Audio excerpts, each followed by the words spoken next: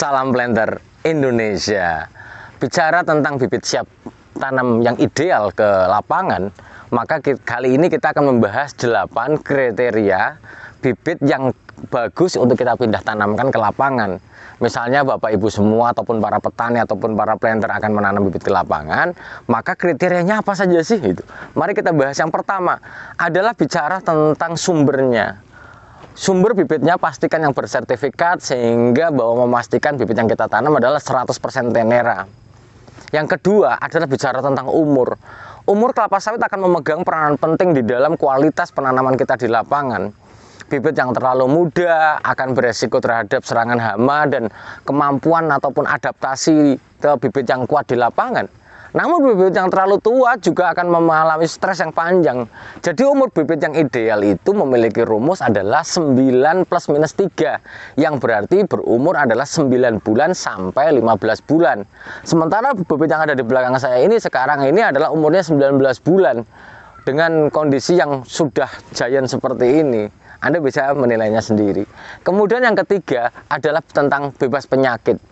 Menanam bibit ke lapangan seperti kita mencari istri, pernah kita bahas di video sebelumnya, bahwa yang penting adalah terbebas dari penyakit.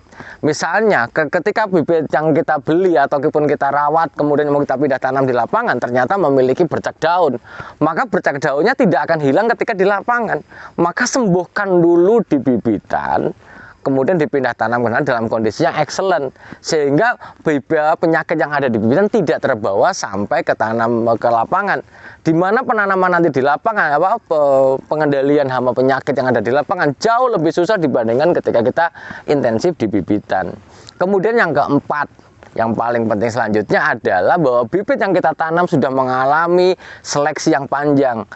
Dalam sebuah perusahaan sendiri menseleksi bibit ini sampai 7 kali seleksinya. Jangan sampai kita mengambil bibit yang masih belum terseleksi, masih ada persentase abnormal atau yang dikenal namanya afkir. Kemudian bibit-bibit ini harus memiliki kualitas yang bagus, sudah mengalami seleksi yang panjang. Dan para petani sendiri dan para planter semuanya, saya berharap bisa belajar berkaitan dengan kriteria abnormal dari tanaman kelapa sawit, sehingga ketika membeli bibit kelapa sawit juga dapat dipahami bibit-bibit apa saja yang afkir, walaupun di The Burner sudah kita bahas sebelumnya. Kemudian yang kelima adalah bahwa salah satu faktor penentu bibit yang ideal kita tanam adalah memiliki pertumbuhan yang bagus. Dalam hal ini adalah bonggolnya yang besar. Bonggol akan menentukan luas penampang akar bibit yang kita tanam. Semakin besar bonggolnya, maka luas penampang akarnya jauh lebih besar. Sehingga bahwa recovery-nya atau penyerapan unsur hara juga akan semakin bagus ketika bonggolnya besar. Jangan menggunakan bibit-bibit yang muda yang bonggolnya masih kecil-kecil, atau yang sekarang bahasa sekarang itu adalah unyu-unyu banget itu. Jangan, karena bahwa ketika bonggolnya kecil, perakarnya juga pasti akan rendah, sehingga pertumbuhannya pasti akan lambat.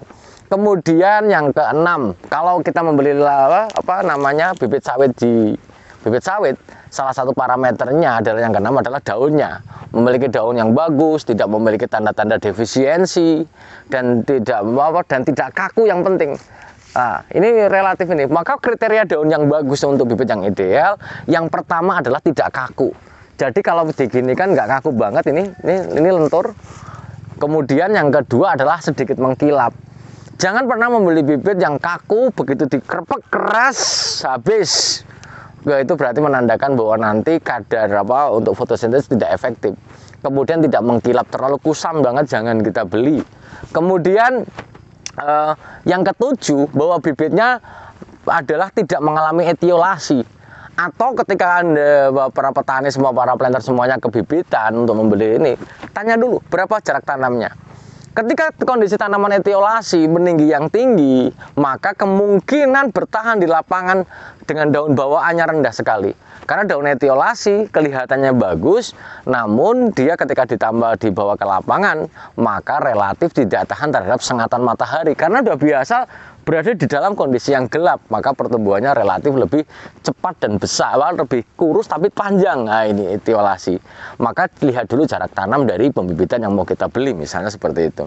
Kemudian yang terakhir, yang paling penting adalah bahwa ketika kita di bibitan, para planter dan para petani semuanya, bahwa bibit yang kita beli itu memiliki keseragaman yang bagus.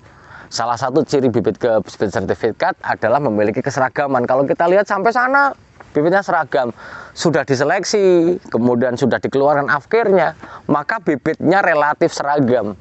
Jangan pernah kita membeli bibit ketika di bibitan kondisinya naik turun, berarti kondisinya kurang bagus. Karena bibit bersertifikat salah satu cirinya adalah memiliki keseragaman bibit yang relatif lebih bagus. Oke, mungkin saja dulu berkaitan dengan 8 kriteria yang harus dipenuhi ke bibit bibit ideal yang akan kita gunakan sebagai bahan tanam. Intinya para planter dan para petani semuanya adalah ayo kita pelajari bersama bibit-bibit yang bersertifikat dan ideal ini supaya tidak menjadi sebuah titik yang akan merusak investasi kita. Semoga bermanfaat, semoga Allah memberikan kesehatan, keselamatan, dan ilmu pengetahuan tanpa syarat kepada kita. Terima kasih, salam planter Indonesia.